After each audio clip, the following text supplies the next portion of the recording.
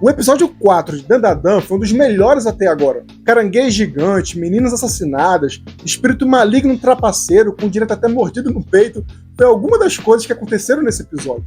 O episódio foi de extrema relevância porque foi um dos que mais adaptou capítulos do mangá até agora. Todos os episódios que estavam adaptando em torno de um capítulo e pouquinho por episódio, o episódio 4 acabou adaptando o capítulo 5, 6, 7 e quase que o 8 por inteiro, botando ali um pequeno pedaço que é quando eles se reencontram na escola após esses eventos. O episódio também revelou algumas informações importantes, como por exemplo a relação dos dois protagonistas, que tende a desenvolver mais na frente da história, e também sobre a natureza da Vovó Turbo, do porquê que ela estava no túnel, qual é a origem do Jibakurei, como é que ele surgiu, por que eles se fundiram, além do pequeno vislumbre entre a dinâmica dos dois protagonistas, mostrando que obviamente pintou um clima de amor adolescente escolar entre os dois no final. Então se você quiser saber um pouco mais sobre isso, depois da vinheta.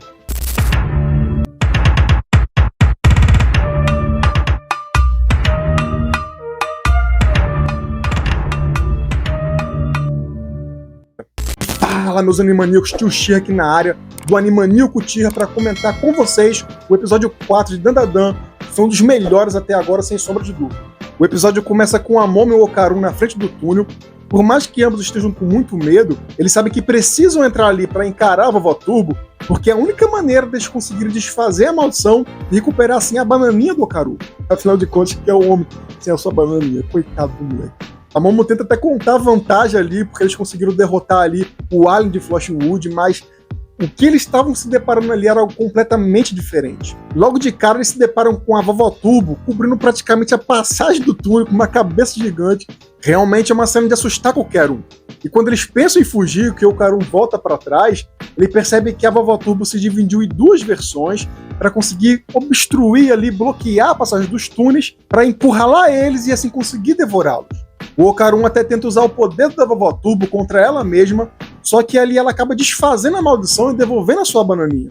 Quando eles estavam prestes a realmente ser devorados, aí a Momo se lembra do conselho da sua avó de tentar mexer com aquela parte do ego, aquela parte ali do orgulho da Vovó Turbo, dizer não, você tá com medo de enfrentar a gente, você não tá se garantindo mais nas suas pernas. E aí ela acaba vencendo, porque a Vovó Turbo era uma pessoa que tinha muito orgulho sobre isso, né? Ser conhecido como uma entidade, né? A maldição sobre a velha Turbo dos 100 km por hora, e acaba aceitando o desafio. A Momo até tenta manter uma vantagem sobre ela, mandando ela contar 10 minutos antes de correr atrás deles, porém ela não explica como ela deveria contar esses 10 minutos, por mais que para ela fosse uma coisa óbvia, né? A Vovó Turbo acaba usando um pouco ali, né? Das minúcias do contrato entre eles, né?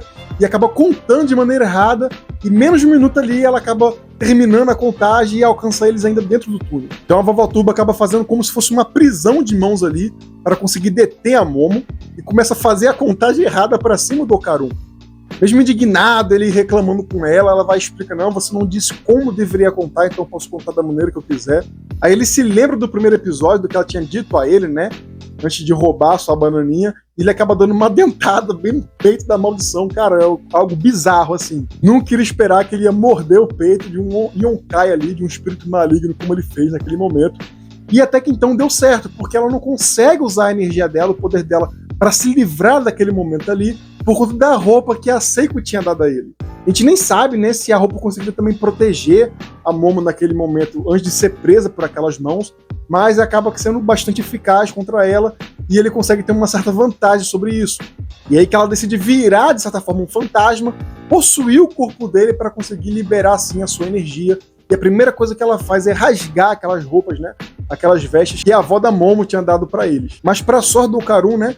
A Momo consegue ver, né, a Vovó Turbo dentro dele, né? Mesmo ela presa naquela barreira, então ela consegue usar seus poderes psíquicos para suprimir a Vovó Turbo assim e tentar ali livrar o Okarun dessa possessão. A Vovó Turbo tenta reagir, tenta dar um ataque direto nela, mas antes de conseguir realmente machucar ela, ela acaba sendo totalmente suprimida e faz com que quebre aquela barreira que ela estava presa. É aí que surge um caranguejo gigante quebrando a parede ali, que é chamado Jibakurei, né? Ele tem uma forma ali de um caranguejo ali com vários rostos nas costas e começa a perseguição. Esse caranguejo, na sua concha, ele tinha como se fosse vários rostos de pessoas ali, suas costas, que mais à frente no final vai falar sobre isso, né? E a parte de baixo dele é como se tivesse ali 4 olhos, narizes e bocas gigantes ali, algo bem bizarro. Esse caranguejo faz uma referência a uma espécie que realmente existe no Japão, que é o caranguejo reiki, né? Que é um caranguejo que tem a concha ali nas costas que se parece com o rosto humano, é bem bizarro mesmo.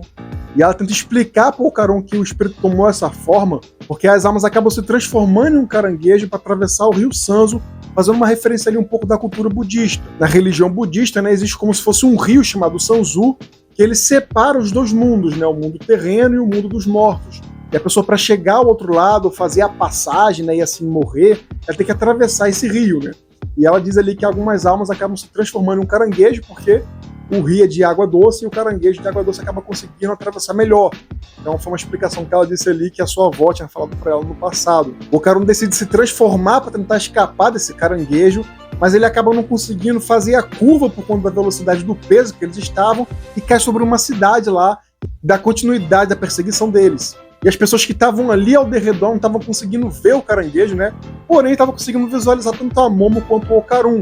Eles continuam usando a habilidade da Vovó Turbo para conseguir fugir, né? A Momo até aconselha o Ocaron a entrar num prédio para tentar despistar o caranguejo, achando que ele não conseguiria caber naquele corredor. Porém, ela acabou se decepcionando, porque ele acaba aparecendo naquele local, quebrando tudo. E as pessoas que não estavam enxergando aquilo em sua volta acharam que era apenas uma explosão. Até que a Momo percebe que ele estava num local público, né? Que as pessoas geralmente tomavam banho de fontes termais. E acaba projetando uma mão ali com seus poderes psíquicos para fazer com que um cano estourasse com água quente em cima do caranguejo, fazendo com que ele acabasse ficando ali um pouco endurecido, chegando perto de se cozinhar, de se ferver, e até então deu certo a princípio. Mas mesmo tentando fugir, a Vovó Turbo usa seus poderes ali, que ela tinha dominado a cidade junto com o Jubacurei, para fazer com que as pessoas que estavam ao redor fossem possuídas pelos espíritos de um cemitério que tinha perto da fronteira da cidade. E aí então ela consegue encurralar os dois, né, e acaba se fundindo ali mais uma vez, né, com o Jubacurei, se torna aquela entidade ali bem peculiar. Só que aí a Momo, né, se lembra que tinha ali um trem passando, que ela tinha visto o trem um pouco antes, ela acaba usando seu poder psíquico para se agarrar ao trem e tentar assim fugir da Vovó Turbo. Afinal de contas, ela pensou que o trem seria mais rápido do que ela. Só que ela consegue alcançar eles, né, lembrando aquele princípio de que para fazer uma curva você deve diminuir a velocidade. Inclusive, o próprio Ocaron acabou caindo lá embaixo da cidade porque ele estava muito rápido. Quando a Vovó Turbo estava contando vantagem, achando que teria conseguido pegar eles, né, ela acaba demonstrando assim a Momo que ela tinha, na verdade, um plano ali junto com a avó dela, que era fazer com que eles atravessassem ali um lugar que tinha sido infestado daqueles amuletos, os Danzangaishin, para conseguir assim exorcizar eles. E ela consegue prender, né, a Vovó Turbo junto com o Jubacurei, com seu poder psíquico, até que fazer eles atravessarem ali o lugar onde estava a armadilha feita pela sua avó. E quando a Vovó Turbo passa naquele lugar que tinha sido feita a armadilha pela Seiko, né, o corpo dela acaba se explodindo como se fossem várias bolhas d'água, onde acaba saindo várias meninas, né, várias garotas ali, acaba se desvaindo ali, como se elas fizessem parte dessa maldição. Então a Seiko, que é a avó da Momo, ela acaba explicando que aquele local, que era o túnel, era um lugar onde acontecia diversos abusos de meninas que pareciam que eram iguais a Seiko, e que essas meninas que eram abusadas, elas eram esquartejadas e jogadas no local. É aí que ela explica que a Vovó Turbo, ela acabava indo nesses lugares para conseguir consolar as almas dessas meninas, que tinham sido mortas de maneira horrível, de maneira brutal. Só que o que acontece? Essas garotas que estavam reunidas ali, tinham sido mortas naquele túnel, que era uma rede de assassinatos, elas acabaram se transformando numa entidade maligna, que é um espírito maligno, que a gente conheceu como Jubacurei, por isso ele tinha aquele casco nas costas, onde tinha vários rostos de meninas. Pela Vovó Turbo ter conseguido consolar essas garotas, elas acabaram se fundindo com ela, e por isso que nasceu aquele monstro que nós conhecemos ali no começo do episódio. E ali no final, todo mundo reunido, né? O Ocaron comemora que a sua bananinha voltou pro lugar, né? E a vovó Seiko queria ver para saber se estava tudo certo, se estava tudo ok, mas ele acaba que não deixando. E ele já no final, na despedida, né? O Ocaron acaba dando um adeus a Momo, e aí que ele começa a perceber, a refletir, né, sobre aquele significado daquele adeus. Mas não somente ele, a própria Momo também fica se perguntando o que aquilo dele significaria. E ambos ficaram preocupados da partir do dia seguinte, a vida deles voltar ao normal, não terem mais contatos. Porém, a Momo acaba quebrando nessa perspectiva aí, dizendo um até logo, demonstrando assim o interesse dela de continuar uma certa relação com o nosso querido protagonista, o Ocaron, demonstrando que ambos eles já estavam quase que apaixonados um pelo outro, que rolou um climazinho, deixando aquela esperança para os espectadores.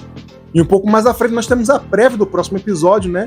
Que demonstra ali que realmente a bananinha dele voltou, porém ainda tá faltando alguma coisa. No caso, as suas bolas de gude sumiram, né? E aí vai começar ali a jornada para encontrar as suas bolinhas de gude. É isso aí, se você gostou desse vídeo, muito obrigado pelo carinho. Deixe seu like aí, desde já agradeço. Comenta, curte, compartilha. E Vamos dando danizado geral. Será que esse termo existe? Não sei. valeu e fui!